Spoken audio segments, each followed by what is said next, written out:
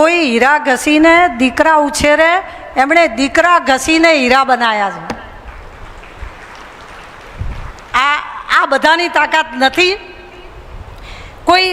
અને હવે મારો ટાઈમ થઈ ગયો તો પૂરું કરું. જગતમાં દીકરા ખાલી ખિસ્સે કોણ મોકલે છે? માપનો સરપંચ નહીં મોકલતો. મારો સરપંચનો દીકરો છે, ના જાય. તો તમે તમારા દીકરાને ખાલી ખિસ્સે દુનિયાદારી શીખવા કેવી રીતે મોકલો છો? આ તો કોઈને ખબર ના પડે કે આ શું અદ્ભુત જ્ઞાન. અમુક વાતો તો એમની નસ મને હજી ભૂરિયાને નથી પકડાઈ. અમેરિકામાં મેં કીધું કોણ છે? એટલે કે સાસુ સસરા છે. મને એમ થયું કે પરફેક્ટ જગ્યાએ તીર માર્યું છે. સાસુ સસરા આવે એટલે વહુને ગમે, જમાઈને ગમે, બધાને સાસુ સસરા આવે એટલે વેવાઈ એક થાય. 2 દિવસથી હું જોઉં છું વ્યસન છોડાય છે. કોઈના કહેવાથી આવડું મોટું કામ કરે. આ વ્યસન તો લોકો બૈરી છોડે છે ને વ્યસન નહીં છોડતા. એ કાકાના કહેવાથી વ્યસન છોડે છે. કેવું અદ્ભુત કામ છે. આજે સવારે ખરેખર એના અભિનંદન આપું છું. ખાલી અહીંયા વિડીયો બનાવવા માટે છોડ્યું એવું ના કરતા. આ વિડીયો તમને મોકલવામાં આવશે એટલે ઘરે જઈને ફરી ચાલુ ના કરતા. એક વખત આ તો કોઈને ખબર નથી કે એની વાઈફ રાજી રહે તો કારીગર રાજી રહે. એમણે વાઈફ રાજી રહે એ માટે સાસુ સસરા લાવવાના ચાલુ કર્યા. આજે સવારે વ્યસન છોડવાનું ચાલુ થતું હતું એટલે નરેશે કીધું કે માજીને ભેટો. એટલે કેટલું ભોળું માણસ છે. કાકા જોવા માંડ્યા, ક્યાં છે માજી? એમણે બધે માજી શોધી. નરેશ કે આ તમારી માજી.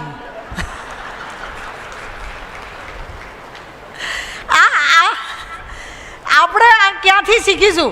મેં કાકાને એક વખત બોલતા સાંભળ્યા હતા. કાકાને કોઈ એમ કીધું કે કહેવું પડે હો કાકા, તમારો દીકરો તમારું કેવું કરે છે. એ કે કરે જ ને, મારો છે. પછી કોઈ કે કીધું કે હા પણ કોક વાર તો નથી કરતો. તે ના જ કરે ને કે સમજ્યા વગર, મારો છે. આ જવાબ કોને આવડે? કેવું ના કરે એટલે લોકો શું કહે છે ખબર છે? એની મા ઉપર પડ્યો છે. માનો તો દોષ કાઢવાનો જ નહીં. આ કેવું નસીબદાર માણસ. 12,000 કરોડ, 12 રૂપિયા, 112 સરોવર, 12 વર્ષની ઉંમર. આ બધું એક ભવમાં કેવી રીતે થાય? આના માટે તો મારે તો 3-4 અવતાર લેવા પડશે. ભણતર નહીવત, ગામ નાનું, કામ નાનું. હીરા ઘસવાનું કામ એવું મોટા જગ્યાએ બેસી ગયા હતા એવું નહોતું.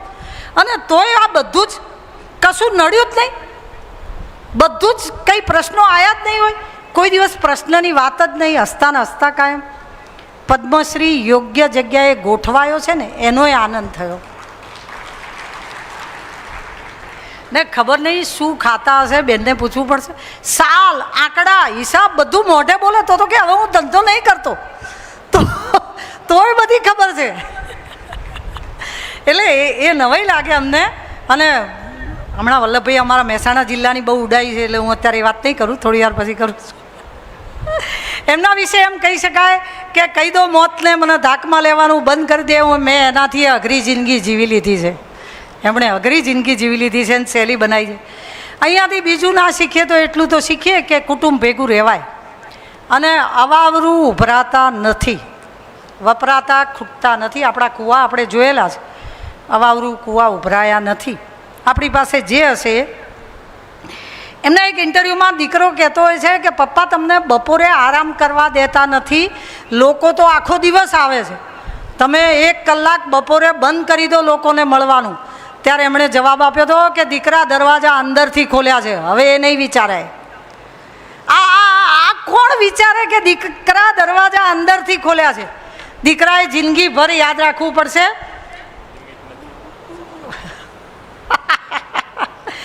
આ યાદ રાખવું પડશે કે આપણે દરવાજા અંદરથી ખોલ્યા છે. પાછળ દીકરાઓ આ દરવાજા ખુલ્લા રાખે એવી પ્રાર્થના.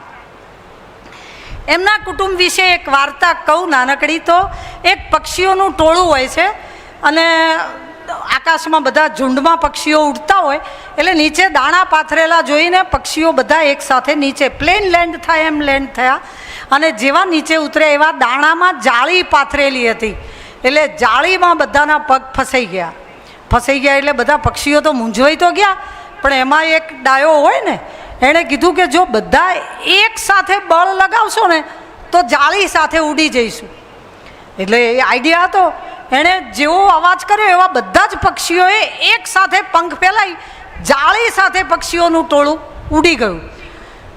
એટલે ત્યાં પારધી ઊભો હતો, જેણે જાળ નાખી હતી. એ પારધીની જોડે એનો સાથીદાર ઊભો હતો. એટલે સાથીદારે કીધું કે લે, તારી તો જાળી એ ગઈ, ચાલ હવે ઘરે. પારધી કે ના, ઘરે નથી જવું. કે કેમ?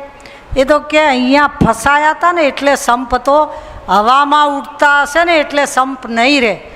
હમણાં ઉપર જઈને પેલો એમ કહેશે તે ફસાયા, પેલો કહેશે મેં બચાયા, પેલો કે તારા લીધે અહીંયા ઉતર્યા, પેલો કે તે દાણા બતાયા હતા. આ વાર્તા પક્ષીઓની નથી, કુટુંબની છે.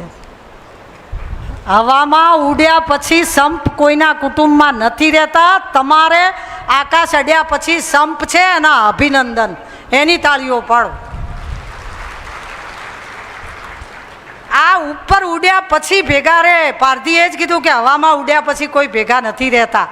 અને અમે તો બહુ કુટુંબોમાં જોયેલું છે કે હવામાં ઉડ્યા પછી ભેગા નથી રહેતા. આ વાર્તા પણ તમે જૂની વાર્તા છે તો ખોટી પાડી છે. અમારી રબારીઓની વાત કરું, માલધારીઓની વાત કરું, અમારે સપનું યુએસએનું નથી. અમારું સપનું તમને અડવાનું છે કે તમે કરો એ કરાય. તમે સરદાર ધામ કરો એટલે અમે રેક્ટ કરીએ. તમે દીકરા ભણાવવામાં દાન આપો એટલે અમે એ કરીએ. અમારે તમારી પાસેથી 1000 વાતો શીખવાની છે. ઉત્તર ગુજરાતની અને સૌરાષ્ટ્રની આ મહેનતુ કોમ ખરેખર બહુ જ ડાહી છે, એમાંથી શીખવું છે. અમારે પહેલું વાણિયા થતાં શીખવું છે. કારણ કે અત્યારે અમારો હાલ કેવો છે, ખાયા પીયા કુછ નહીં, ગલાસ ફોડા 12 આના. અમને કશું લેતા આવડ્યું નહીં, ખાલી એમને હોબાળા કર્યા. અને અત્યારે બધી બાજુથી અમે વધ્યા છીએ, એટલે હવે અમે વાણિયા થઈ જવાના. સાહેબ પોલીસ ખાતામાં છે. હું વાણિયાની એક વાત કરું. વાણિયા થવું એટલે શું? એક બરોડામાં કરફ્યુ ચાલતો હોય અને કરફ્યુમાં પોલીસની ગાડી, હવે તો કરફ્યુ લોકોને ખબર નહીં, મોદી સાહેબની ખામમાં કરફ્યુમાં ગાડી પોલીસની ચારે બાજુ બંદોબસ્ત માટે દોડતી હોય અને કોઈએ બહાર નીકળવાનું નહીં. શૂટ એટ સાઇટ એવો હુકમ હતો. ત્યારે આપણા સાહેબ બરોડામાં હતા. એક પોલીસની ગાડી ત્યાં નીકળીને એટલે એક વૃદ્ધ કાકા વડીલ હતા, એ છેક બહાર આવીને પાછા જતા રહ્યા. એટલે પોલીસને એમ કે વૃદ્ધ છે ને ઘરમાં મૂંઝાયા હશે, બહાર નીકળે.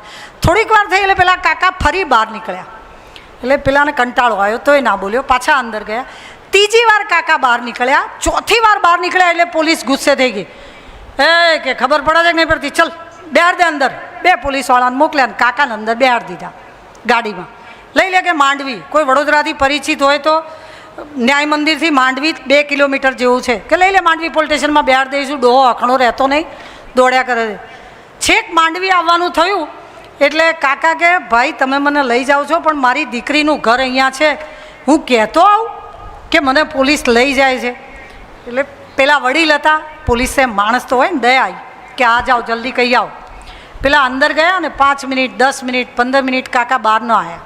એટલે પોલીસ બોલાવા ગઈ, કાકા બહાર નીકળો. અરે સાહેબ કરફ્યુ છે, બહાર ના નીકળાય.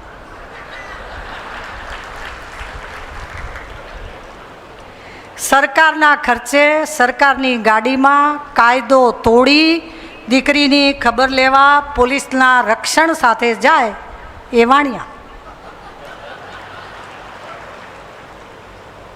પોલીસની ગાડી, પોલીસનું રક્ષણ, કાયદો તોડવાનો, દીકરીના ઘરે જવાનું અને પોલીસને કહેવાનું સાહેબ કરફ્યુમાં બહાર ના નીકળાય. શું કરે સાહેબ? બહાર કાઢવાનો તો માર ના મરાય. બહાર નીકળ્યો હોય તો મરાય, ઘરમાં જઈને કેવી રીતે મરાય? આ વાણિયાની કોમ ડાઈ, એ અમારે તો થઈ જ જવું છે. તમારે થઈ જવું થઈ જજો. 1000 વાતો અમે તમારામાંથી શીખીએ છીએ. 1000. ખેતી, મહેનત, સંપ, શિક્ષણની ભૂખ, ધંધો, બચત, વહીવટ, કરકસર, આવડત, સમારંભ, સભા, એકતા, તમામ વસ્તુ તમારામાંથી શીખ્યા છીએ. આજે આ મંચ ઉપરથી કહું છું, એક વાત અમારામાંથી શીખજો. તમને ખોટું લાગે તો લાગે, મારો અલ્પ શિક્ષિત સમાજ છે, પણ મારે એક પણ માવતર વૃદ્ધાશ્રમમાં નથી.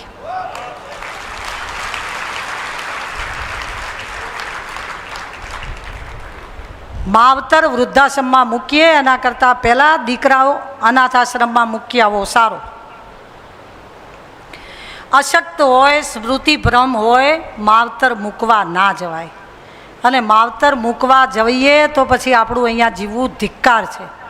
મને આ કોમનું માવતર વૃદ્ધાશ્રમમાં હું જ્યારે જઉં છું ત્યારે જોઉં છું તો દુઃખ થાય છે કોઈ પણ લોજિકલ કારણ એના હોય, દીકરા પરદેશ હતા, સંતાન નથી, કંઈ પણ હોય, પણ આવડા મોટા દાતાઓ તમારા ત્યાં પડ્યા છે, એને ઘર મોહલ્લો ફળિયું ના છોડાવો તો મને આનંદ થાય. પર્ટિક્યુલરલી મારી માંગણી, વિનંતી અને પ્રાર્થના છે બે હાથ જોડીને. વૃદ્ધાશ્રમની એક વાર્તા કહું. એક વૃદ્ધાશ્રમ હોય તો છાપું તો આવે ને. એક દિવસ સવારમાં છાપું આવ્યું. છાપામાં ક્વાર્ટર પેજ ભરીને કૂતરાનો ફોટો હોય અને અમારો કૂતરો ખોવાયો છે, કોઈને દેખાય તો આ નંબર ઉપર ફોન કરવો એમ કહીને મોબાઈલ નંબર લખેલો હોય છે. મેનેજરના, વૃદ્ધાશ્રમના મેનેજરના કાઉન્ટર ઉપર એ છાપું પડ્યું હોય છે. એક માજી વૃદ્ધાશ્રમમાં રહેતા હોય છે, એ કૂતરાનો ફોટો જોઈ જાય છે, એટલે કહે છે ભાઈ આ કૂતરો આપણા વૃદ્ધાશ્રમમાં છે, તારે આ નંબર ઉપર ફોન કરવો હોય તો કર, આના ઉપર 5 લાખનું ઇનામ છે. મેનેજર તો રાજી થઈ ગયો, તરત એ નંબર ઉપર ફોન કર્યો કે માજી તમે કૂતરો ઓળખ્યો કેવી રીતે? એટલે કે કૂતરો મારા ઘરનો છે, મારો દીકરો ગાડીમાં મને મૂકવા આવ્યો એ દાડે કૂતરો ગાડીમાં હતો, તે રસ્તો જોઈ ગયો છે. મેનેજરને વિચાર આવ્યો કે કૂતરાને બંગલા વગર ચાલ્યું, માવતર વગર ના ચાલ્યું, અને દીકરાને માવતર વગર ચાલ્યું, કૂતરા વગર ના ચાલ્યું. શરમ કરીએ આપણે અનાથ આશ્રમની. ભારત આપણો તો લાડવાયો દેશ છે ને, આપણે તો ભારત જ જે છે એ છે, પણ ભારતની મહાનતા સમજવાય આપણે પરદેશ જવું પડે. એક માનવતા આખા વિશ્વમાં છે, કોઈ ગમે તે કહેતું હોય. આપણે થોડા કે દંભમાં હશું. હું એક વિદેશની વાર્તા કહું. આ તો કર્મચારીઓનું મોટું, સૌથી મોટું યુનિટ છે, એટલે કર્મચારીઓને લગતી વાર્તા છે. એસટીડી સેન્ટરનો જમાનો હતો. એક છોકરો એસટીડી સેન્ટર ઉપરથી ફોન કરવા જાય, એટલે એસટીડીનો માલિક તો ત્યાં બેઠો હોય ને, એ માલિક સાંભળતો હોય ને, છોકરો ફોન લગાવીને કહે છે, નાનો 10-12 વર્ષનો દીકરો હોય છે, मैडम आपके यहाँ घर सफाई के लिए किसी को रखना है, मैं काम करने के लिए तैयार हूँ. मैडम के ना हमारा घरे तो कोई छे. मैडम पगार कम देना पर मुझे रखो ने, मुझे काम की ज़रूरत है. मैडम सामेथी એવું કે ના મારા ત્યાં છોકરો કામ કરે છે. मैडम सिर्फ खाना देना पर मुझे रखो ने. मैडम के ना भाई मारा ત્યાં एक છોકરો કામ કરે છે અને મારે છોકરો બીજો જોઈતો નથી. मैडम मैं बगीचा भी साफ करूँगा, घर भी करूँगा और बर्तन पोता भी करूँगा. मैडम के ना મારે નથી રાખવાનો. કે પક્કા નહીં રખોગે? કે પક્કા. પછી ફોન મૂકી દીધો. એટલે પેલા એસટીડી વાળાને દયા આવી કે આ છોકરો પેટ હાટે નોકરી માંગે છે, આને બહુ અઘરી જિંદગી હશે, કે તારે અહીંયા નોકરી કરવી છે, તારે કામની આટલી જરૂર હોય. છોકરો કે ના ના કામની જરૂર નથી. તો કે હમણાં તો કહેતો હતો. એટલે કે એ તો હું મારા માલિકને જ ફોન કર્યો હતો કે મારા કામથી સંતોષ છે કે નહીં. મારા બદલામાં મફત માણસ મળે ને તો હીરા ઘસવા નથી રાખવો. એવું કામ કરજો, એવું કરજો કે તમારા બદલામાં કોઈ મફત કરે ને તોય નથી રાખવો. અને મારા માલિકને સંતોષ છે કે નહીં એ એવું જીવન જીવવું, એ આ માલિક નહીં, આ માલિકને પણ ઉપરવાળા માલિકને સંતોષ થાય એવું જીવન જીવવું પડે.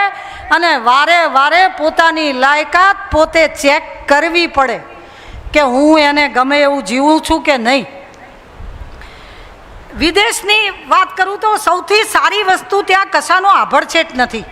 આપણે અહીંયા બહુ બધા આભડછેટ છે. તું આ નાતનો, તું આ મલકનો, તું આ ગામનો, તો અમારો નહીં. કાલે મેં એવી થોડીક ફરિયાદ સાંભળી. આપણે વિદેશમાં લોકોનો સ્વીકાર છે ને, પણ ત્યાં ગુણને સન્માન છે, જ્ઞાતિને નહીં. માલિકની ગેરહાજરીમાં પણ ત્યાં માલિકની જેમ કામ કરવામાં આવે છે. મોટા ભાગની દુકાનોમાં, એક કોસ્ટકો નામની દુકાન તો લગભગ આપણા આશ્રમ કરતાં મોટી હશે, એમાં પણ જાતે પૈસા નાખવાના હોય છે, અને તો પણ માણસ ઓછા નથી નાખતું. આ ઈમાનદારી આપણે બહુ વહેલા શીખી જઈએ. જીવન જાત્રા ક્યાં અઘરી છે, થકવે છે ઠાંસેલો થેલો. દલપતની કવિતા છે. જીવન એટલું અઘરું નથી થેલો ભરવામાં. કયો થેલો? બીજો, કપડાનો નહીં. થેલો ભરવામાં થાકી જઈએ છીએ આપણે. યુએસમાં મારો દીકરો રહે છે, ત્યાં એનો પડોશી છે. યુએસવાળામાંથી આપણે શીખીએ એમ એ આપણામાંથી શીખે. એનો પડોશી મેક. એટલે આપણને તો પેલું વાડોથી વાતો કરવા જોઈએ. એટલે મેક બહાર નીકળ્યો, એવું કીધું hello Mack, how are you. મેં તો ચાલુ કરી દીધું. મેં કે yes I am fine. Hello Mack, what are you doing, how many children do you have? એટલે મેક કે 1 daughter and 1 son. મેં કીધું are they here in this area? Yes, they are in Corona, they are in LA, they are in Orange County. એમ Mack તો જવાબ આપવા માંડ્યો. મેં કીધું are they coming to meet you or not? કોઈ દાડો એમ કે તને ખબર લેવાય આવે છે કે નથી આવે? Yes, might they are coming on mother day or father day. મારું હાળું કીધું આ મધર ડે ને ફાધર ડે વાળું આપણને નહીં ફાવે. પછી મેં કીધું યોર ડોટર હેઝ ચિલ્ડ્રન? મેં એમના બાળકો થાય છે એમ, મતલબ ભાણિયા કે પૌત્રો ભાણીઓ છે? Yes, my daughter has might be 2, might be 3, might be 2 daughter, might be 1 daughter, might be 3 children. એટલે ફોડ, તને ખબર નહીં તારે કેટલા ભાણિયા છે, પછી ભાણિયા દાદા દાદા કરતા શું કામ આવે? એ લોકોએ કુટુંબ વ્યવસ્થા શીખવી પડશે આપણામાંથી. આપણે જે અદા કરીને ફોનમાંય ભાણિયા ચોંટી પડે છે ને, એ એમને ખબર જ નથી કે એમને કેટલા ભાણિયા છે. આપણા એક સિકંદરની વાર્તા કહી દઉં, કાં તો એમના એક જનરલની વાર્તા કહું, મજા આવે એવી છે. સિકંદર તો વિશ્વ જીત્યો તો, ગ્રીસથી આવ્યો તો, ખબર છે ને, 8000 કિલોમીટર સુધી એ જમાનામાં લડતો લડતો ભારત સુધી આવેલો. ત્યારે એના ગુરુએ એરિસ્ટોટલે, પ્લેટોએ એવું કીધેલું હતું કે ભારતના ઋષિઓ સૌથી મહાન છે, તું ભારત જીતે ને તો કોઈક ઋષિ લેતો આવજે. દાંડિયન નામના ઋષિ, નામ સાથે એટલે કહું છું, દાંડિયન નામના ઋષિ હિમાલયમાં સાધના કરતા હોય અને સિકંદરની સેના એને ઉઠાવવા જાય. એટલે ઋષિ તો સાધનામાં પલાઠી મારી દીધી હોય, ના આવે. એટલે પેલા જઈને સિકંદરને ના પાડે કે ઋષિ આવવાની ના પાડે છે. સિકંદર ઘોડા ઉપર સવાર, એનો ઘોડો તો સરસ હતો, આમ તલવાર લાંબી કરીને ઋષિને દાઢી ઉપર અડાડી કે તને ખબર છે હું સિકંદર છું? સિકંદર પોતે લેવા આવ્યો. તને ખબર છે કે હું સિકંદર છું, એક પળમાં તારું માથું વાઢી શકું છું? મારા ઋષિએ કીધું તને ખબર છે હું ભારતનો ઋષિ છું, પળમાં માથું વઢાઈ શકું છું? ઋષિ નહોતા ગયા, દાંડિયન ત્યાં નહોતા ગયા. મને એ વાતનો ફાંકો છે કે આખી દુનિયા જીતેલાને મારું દર્શન શીખવા આવવું પડે છે. તોય એને જબરદસ્તી ઉપાડ્યો. ત્યારે ઋષિએ કીધું હતું તું મારા શરીરને ઉપાડી જઈ શકશે, મારી ચેતનાને નહીં, મારા જ્ઞાનને નહીં. આ ઋષિઓની પરંપરાવાળા ધર્મના માથે આપણે જે પથારી હમણાં દેખીતી કરી છે એ એની ફેરવી નાખી છે. સિકંદર નિસ્તબ્ધ કરીએ એવા આપણે છીએ.